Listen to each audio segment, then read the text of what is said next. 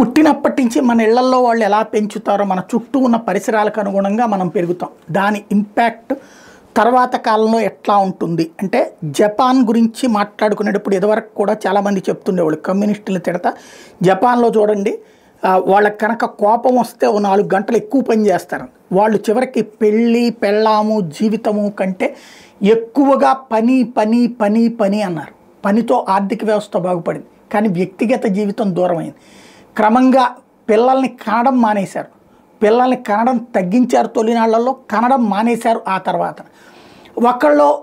ఒక్కళ్ళనే కన్నారు. ఆ తర్వాత ఆ ఒక్కళ్ళని కన్నటువంటి వాళ్ళేమో వాళ్ళ జీవితాల్లో సెటిల్ అయ్యే క్రమంలో అమ్మా నాన్నల్ని పట్టించుకోవట్లేదు.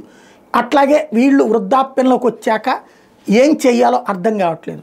మాట్లాడటానికి మనకు మళ్ళీ ఇక్కడ ఛాయ్ తాగుతూ మాట్లాడుకుందాం, ఇరానీ ఛాయ్ సెంటర్లో నుంచుందామా, లేకపోతే కనుక ఇక్కడ టీ స్టాల్ దగ్గర కూర్చుని మాట్లాడుకుందామా, లేదా నలుగురు కుర్రోళ్ళు మాట్లాడుకుందాం, నలుగురు మనుషులు మాట్లాడుకుందాం అనేటటువంటి మాటలు లేనటువంటి పరిస్థితి. ఇట్లాంటి దశలో జపాన్లో వృద్ధులు ఒంటరితనాన్ని భరించలేక తమతో మాట్లాడేవాళ్ళు ఎవరు లేక ఏదో ఒక నేరం చేస్తున్నారట. ఎందుకు ఈ నేరాలు చేస్తున్నారంటే నేరం చేసినప్పుడు జైలుకి పంపిస్తారు కాబట్టి ఆ జైల్లో 10 మందితో కూర్చుని మాట్లాడుకోవచ్చు అని చెప్పి నేరం చేస్తున్నామని వాళ్ళు ఇస్తున్నటువంటి స్టేట్మెంట్లు చూస్తే బిత్తరపోవడం జపాన్ ప్రభుత్వపు వంతు అవుతుంది.